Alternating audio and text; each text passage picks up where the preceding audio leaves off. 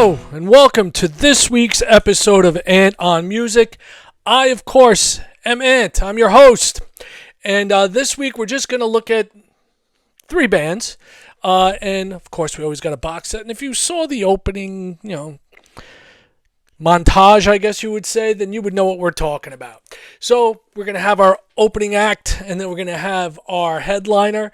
Before we get into that, I want to thank everybody for checking out the channel. If you're new here, please subscribe, especially if you dig what I do. If you're not new here and you haven't subscribed, what the frig is wrong with you? Also, keep giving the likes, keep commenting. I love the conversations. It's fantastic. I got the same group of folks that seem to comment week in, week out. Get into the mix. Don't be shy. You're not going to get bitten, I promise. So, last week we talked about Rush, and, as I referred to it, my villain origin story. Well, one of the bands we're going to talk about, obviously, is our headliner today, and that is Aerosmith, but we'll get to them later. Before we do, we're going to kick off with a New York act out of Brooklyn. I've talked about them before.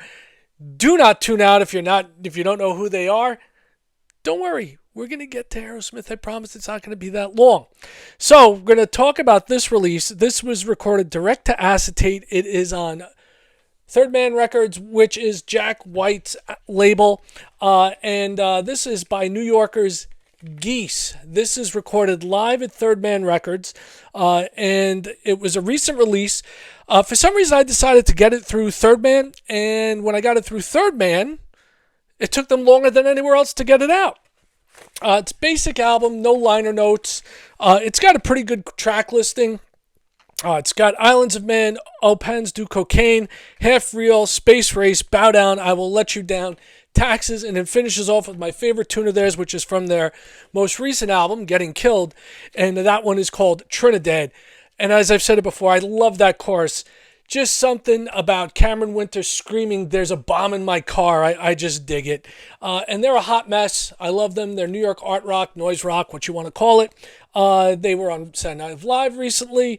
Very, very, very cool stuff. But definitely doesn't fit in with the rest of what's going on today. Except for the fact that I gave you a hint that this might be an aviary edition. So, without further ado, let's go to our other birds of the feather. And those are brothers of a feather.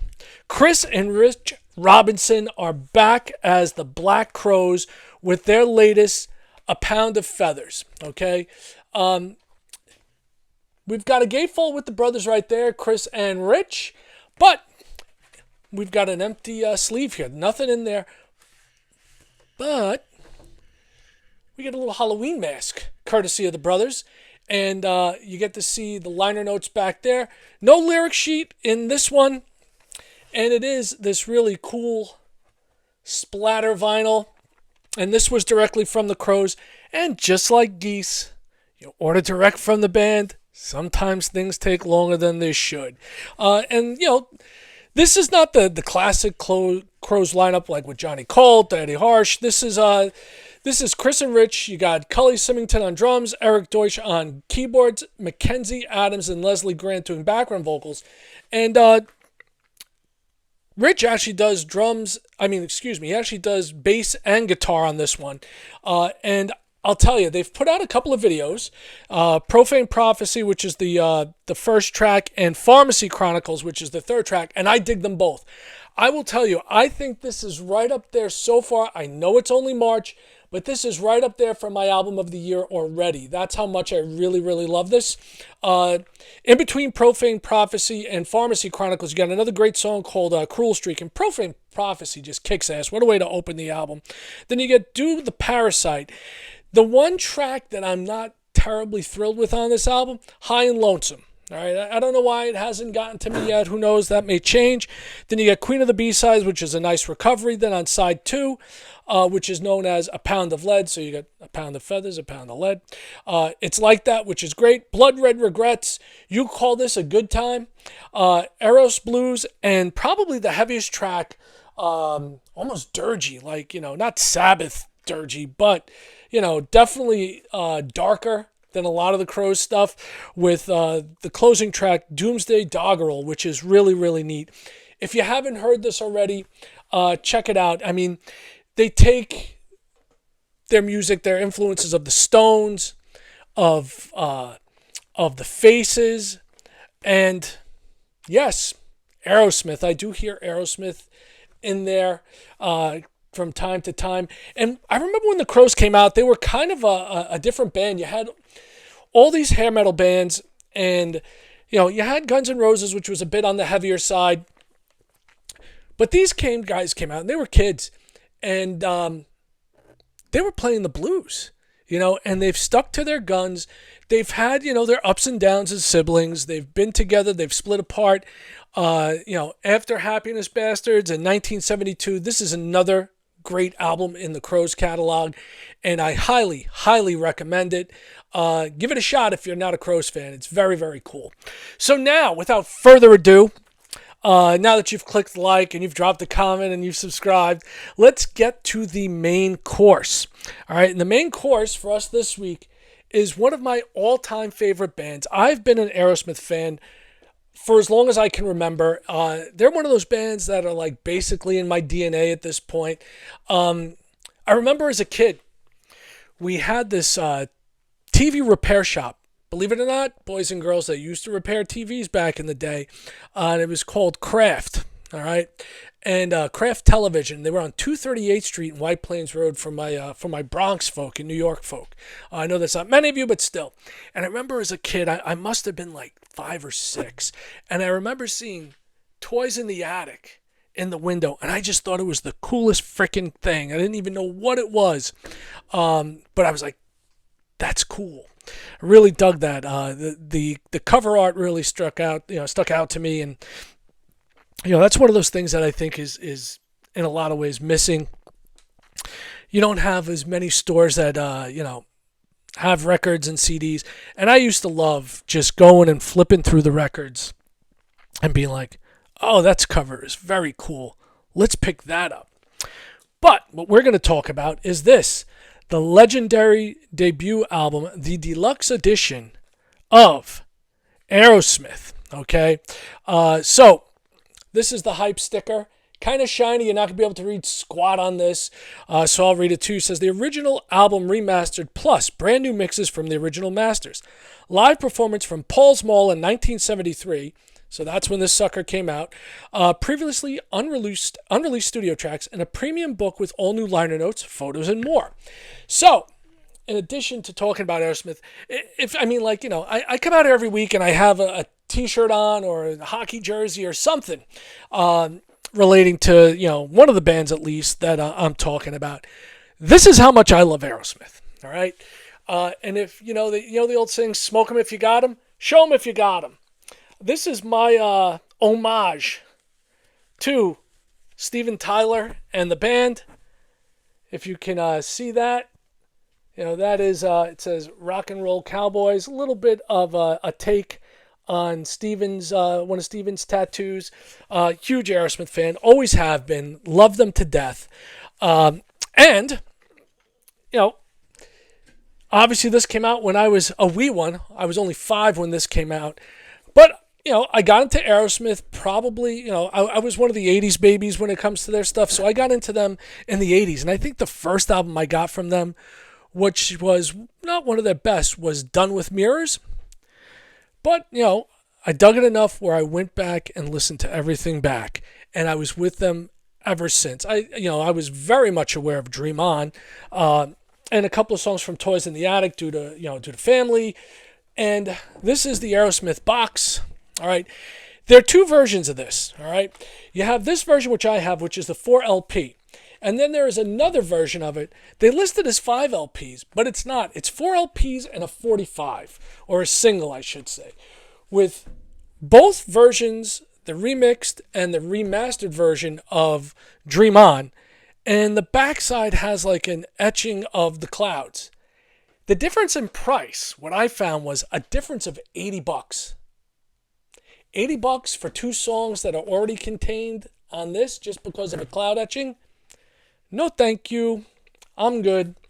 So first thing we're going to look at is this gorgeous book that they included. Not hardcover, which I wish it would have been, but very cool nonetheless. And these are the boys in the band. First picture, and I believe this is out front their apartment up in Boston, in on Commonwealth Street.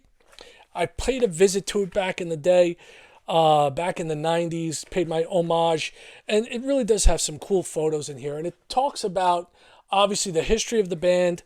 And, one of the things that I'll tell you about is, as you've heard me say a lot of times, I'm a New Yorker, I'm from the Bronx. Steven Tyler, right? His real name is Steven Tallarico. Bronx born, raised in Yonkers. Joey Kramer's his buddy from Yonkers. Well, Steven's dad taught at a high school in my neighborhood, okay?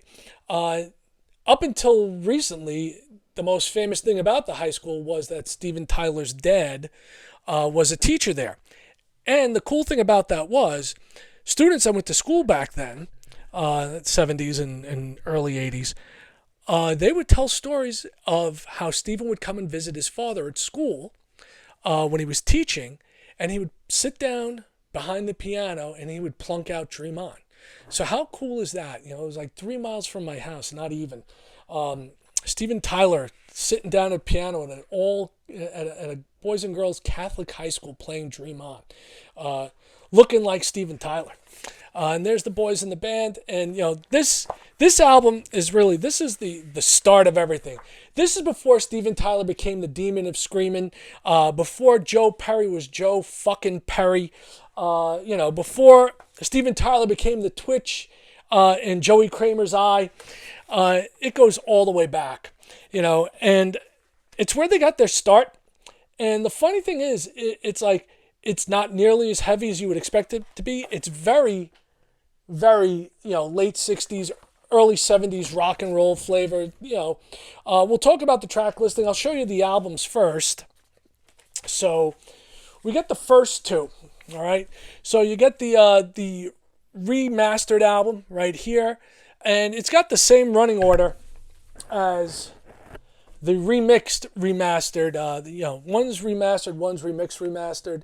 From 2024, so they put them both in, and you have "Make It," "Somebody," "Dream On," which is obviously the big track. Who hasn't heard "Dream On"?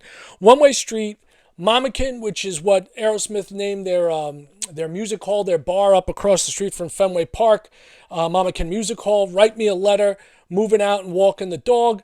Most of the tunes are written by Steven Tyler and Joe Perry. Additional musicians, you get Dave Woodford on sax on Mamakin and "Write Me a Letter." And one of the things that, going back and listening to this, came out yesterday, so it's Saturday when I'm recording this and sending it up to you.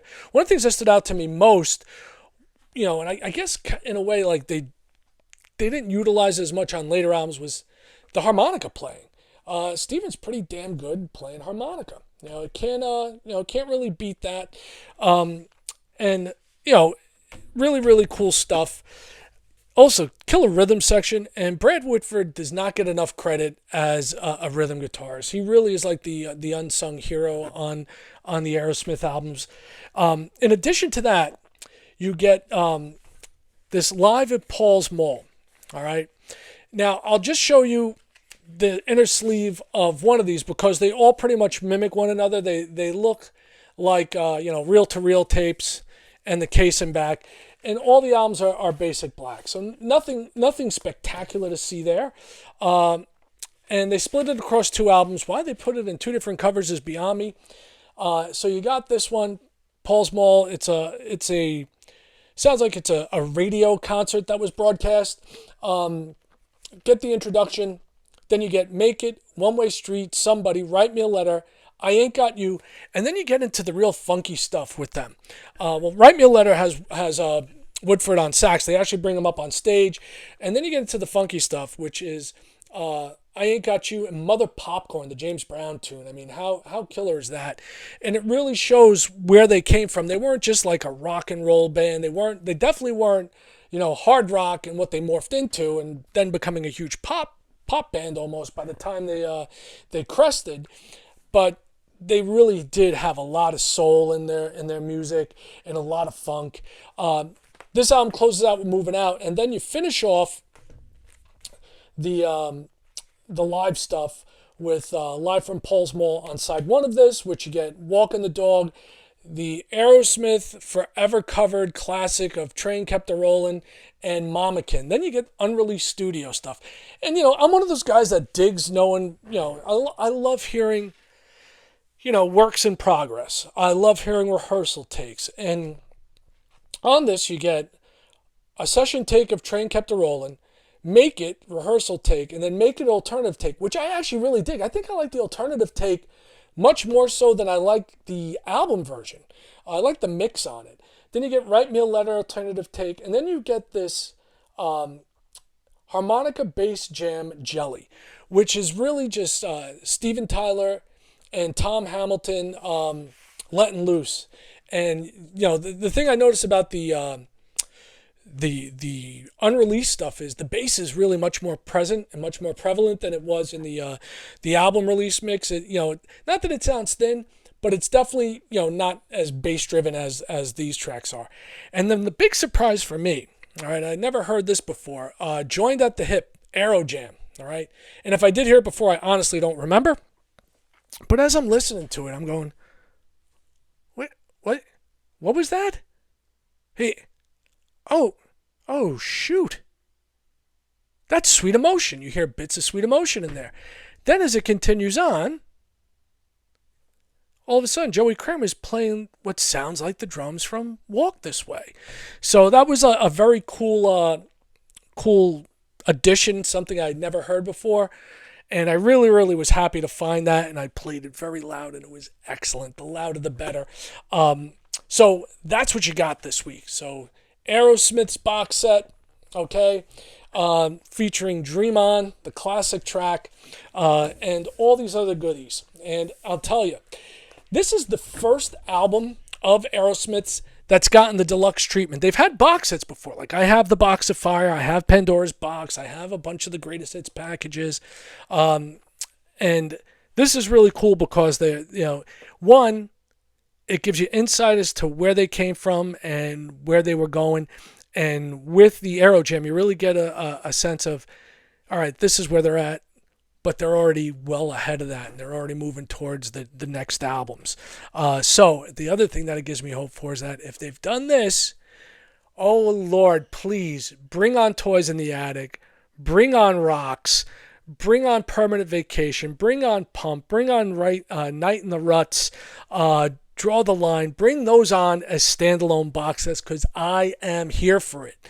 I will be grabbing those up as quickly as they are released, guaranteed.